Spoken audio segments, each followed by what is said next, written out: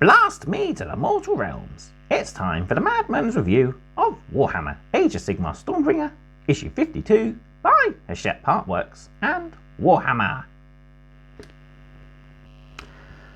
Hello everyone, welcome back to another Warhammer Age of Sigmar Stormbringer video review, and we're swiftly moving on with the issue 52, and we start our Kharadron Overlords collection with a rather fancy looking model, the Endrin Master in Derigible Suit. So yeah, little dwarven dude with a pretty much tech marine harness full of guns on a giant steam powered balloon. Yeah, really nicely detailed model, and yeah, includes the not too popular flying stands. Not a lot of people like these, they have been a pain, but at least this one has a nice unique way of it attaching to the model, which should hopefully make it a little bit more sturdy than, say, the Seraphim that we had in Imperium. So before we take a look through the issue, don't forget to of course do all the usual. That's like this video if you are enjoying the content, subscribe to the channel if you haven't already, as now over 500 people have done so, and a big thank you to all of them. Also, you can help support the channel by leaving a little comment down below and telling me how you're getting on with your hobby, and also signing up to the Patreon page where you'll now be getting first chance to view on all my content as of 1st of March. So with that said, let's dive into issue 52. So, starting a brand new faction for the Forces of Order. And as it's a new faction, we start learning about them, the Kharadron Overlords. We also learn all about the Endrin Masters. And there he is, looking all really awesome. So first off, we'll take a quick look at our frame. So first off though, we have the, like I said, not too fan favourite flying stands. These are actually smaller than some of the other ones I've got. I might actually be putting these to use on some of my 40k models. And he comes on a 40mm base for purposes of moving around the board. So let's take a closer look at the frame then. So here we are, nice full frame, loads of components. So we actually attach the flying stem by it sticking inside the exhaust vent here. That's the other half of it there. So yeah, really cool. So he's got a little pistol, a saber, and some various different tools. So that's like we have a little flamer sort of thing. Got a pair of pincher tools and a drill there as well. So he is pretty armed to the teeth, as they would say. So yeah, really cool, nicely detailed model. Can't wait to actually get around to building and painting this guy. I'm looking forward to it. So the only thing I did notice when I was looking at this guy on the website, we have a very Skaven looking symbol with the sort of inverted A. So I wouldn't exactly trust this if I was him. But still, it's going to be a nice little kit to build and paint, and I'm looking forward to it. Right then, let's dive into the issue and learn all about the Endrin Masters. So, turning the front cover, so we learn all about the Kharadron Overlords. We kick off a brand new story with Path to Glory. We have our build, collect, paint and play articles, all for our Endrin Master. We have a new page of order tactics to use, and we have a brand new mission for the Forged in War campaign with Valley of Fire. So let's learn all about the Kharadron Overlords. The Kharadron Overlords are brave explorers, inventive artisans, and guileful merchants. Their society is highly technological, and they rely on cunning and artifice to prevail. So yeah, these guys are Dwarden. They spent most of their times in the realm of metal, Shaman, and they have started a nice productive business of mining ether gold, which is a special type of realm stone. They've set up a lot of sky ports, mostly in Shaman, but there are a few in other realms, especially those connected to the cities of Sigmar. So they are Lords of the Sky. They float around mainly in ships powered by steam. Here we see Dreki Flint, a famed Arcanaut admiral who is sort of a loner privateer type guy. So yeah, they have the power of invention. So we see here a Dwarden or Kharadron Overlord getting ready to suit up and go into battle. So they use a lot of technology, mostly steam powered sort of things. So yeah, very steampunk inspired. And yeah, here we are talking about ether gold. We see an aether chemist here as he's sucking the ether gold out of the sky and collecting it in a giant vat on his back there. So next up we have a brand new story called Path to Glory. The Stormcast Eternals were created to turn back the tide of chaos.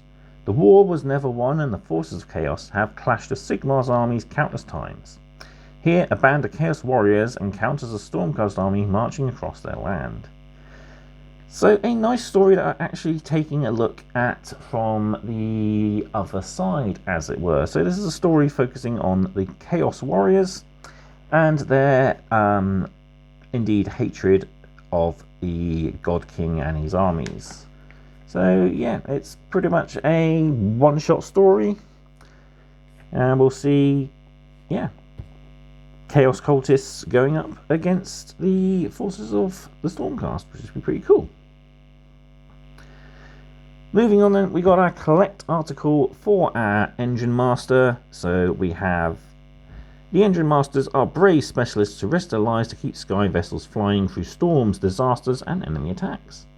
An Endrin Master's repair tools double as deadly weapons, which can be used to defend a sky vessel from enemy fire just as easily as they can be used to fix any damage.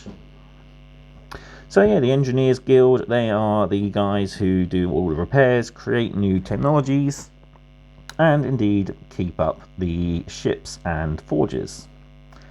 We got a table to roll here to choose his origin as well as his name. And then we can also pick a trait for him to have as well as his surname there. And then we can put his name down on battle record and indeed any great deeds he does in battle. So we have our build guide next. So we have the actual body for our Kharadron Overlord there. We see we glued legs on, bottom soles of his boots, his weapon arms in place and his head. And then we start building the Derigible Suit. I'm not too sure if it mentions it. It just mentions paint before gluing down to the flying stand. I would personally, if possible, leave part of the Derigible Suit off so you can access all the smaller details that would otherwise get obscured. It's going to be a complex model to paint, fully built. You've got loads of little arms.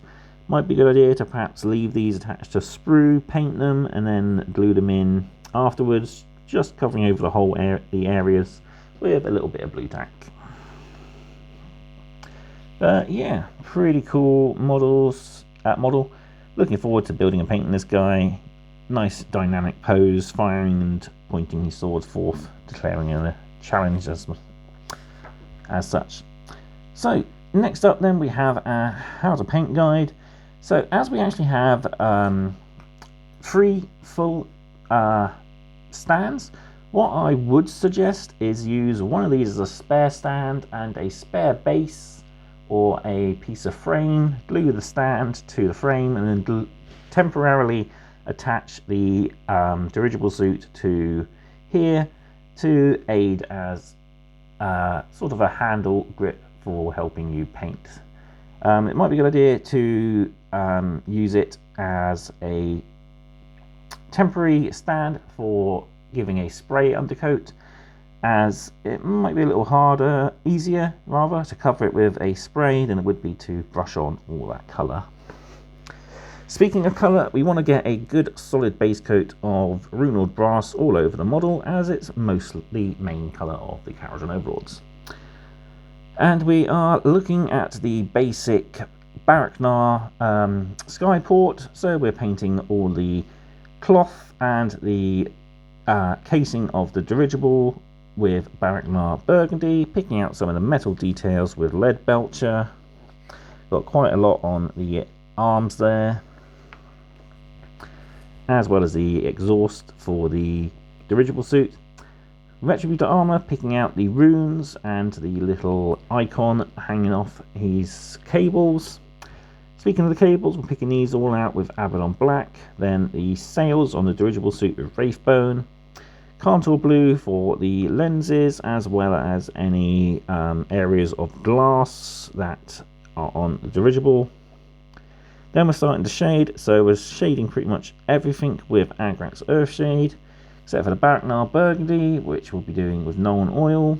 Same for all the silver details and blue.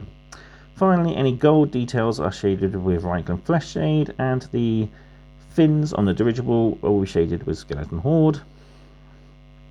Then we want to paint our base before we attach them down, remove any blue tack we've used, clean it up and apply glue before gluing in our flying stand. Then you want to put a little bit of paint just around the end of the exhaust there to cover up. And yeah, there we have our finished Endrin Master at the moment. Far from finished, we got a lot of additional colours to add to him. There will be a preview of what we're going to expect to highlight in the premium kit, which will be coming up very shortly.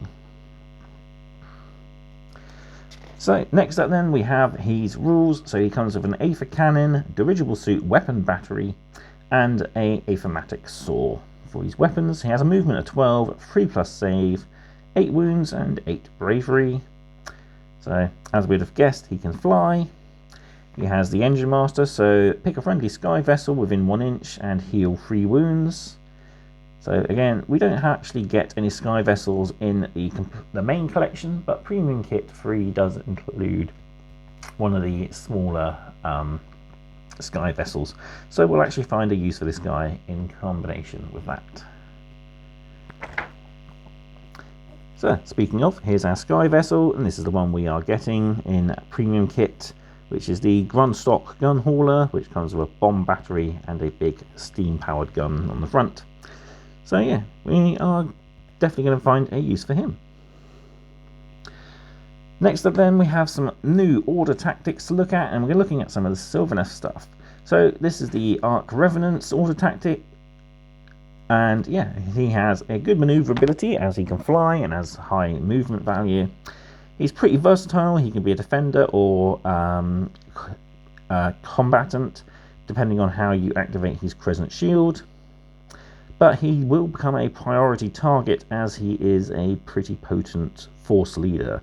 So you want to make sure you protect him with other units. I do like the Gossamed Archers, which really make this guy have a unique unit and makes him not look as such of a standout to the rest of the army. Next up then, we have the Branch Witch. So yeah, these are again a good character for the Sylvaneth, so they have good spellcasting ability.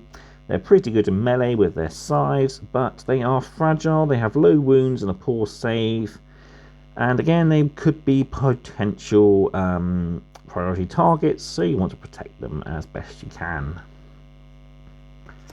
Finally then, for the issue, we have our brand new battle plan, Forged in War, Valley of Fire. So we have our forces to pick, so for each option take 1 unit from the corresponding list of options. So we can take 2 heroes and 4 troop options, and the same here for Alliance of Destruction. So it's a pretty even-sided force. You can choose any of the different factions we have access to. So once we get the complete collection, you can come back and start this sort of campaign thing all over again. And then for the mission itself, so we have 6 objectives set out in the center there. Scoring points again for holding 1, holding 2, and then holding more than the opponent. Then we have ammunition stashes, even, not statches. If a friendly unit is contesting an objective, when that unit attacks with a missile weapon, you can reroll your hit rolls. So yeah, we're basically picking up the lost loot of a Dwarden ship. And then we've got a tutorial on the back on how to muster your army. So, think about your plans you're going to do with your army, as well as what they're going to do, how they fared in battle afterwards. So for this, our older player here has taken an Endrin Master, the Stormstrike Chariot, Knight Judicator, Vindictors, Praetors, and Vigilors, as they want to make use of all those melee ranged weapons that they can take. And then the Praetors and Vindictors will be good frontline fighting forces.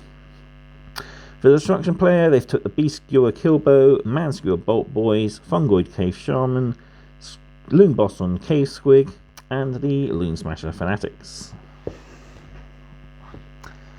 So yeah, they've actually only took 3 out of the 4 troop choices. I'm guessing the Beast Skewer Killbow takes up 2, so yeah, pretty cool. Yeah. Nice little article for you to read and learn how to muster your own armies in future games. So, future, speaking of, we have a look at the next 2 issues. So issue 53 comes with 2 paints, so Stormhost Silver, so we can highlight all those Stormcast and the Kharadron Overlords. And we also get Ogryn Camo, so we can start highlighting our Uruks, Grots, and indeed some of the Sylvaneth details. We also learn about the different Chaos cults affecting the mortal realms. Then in issue 54 we gain the new unit for the Grots, the Sneaky Snufflers, which are like Sniffer Hound, Squigs. We learn about the Maggotkin and Nurgle, and we have more order tactics to look at as well. So that's it. I'll bring the model back in and I'll give you my final thoughts on issue 52. So, issue 52 starts off Kharadron Overlord collection, and indeed it is a good starting point with the Endrin Master. Pretty fun and unique looking model with his Derigible Suit. As I said, I'm looking forward to building and painting this guy myself. He's pretty cool. Gonna have lots of nice little intricate details to pick out as well. And as I said, I've got the premium kit, so I kind of know what's going to happen to the highlighting stages when it comes to being able to bring this guy up to full levels.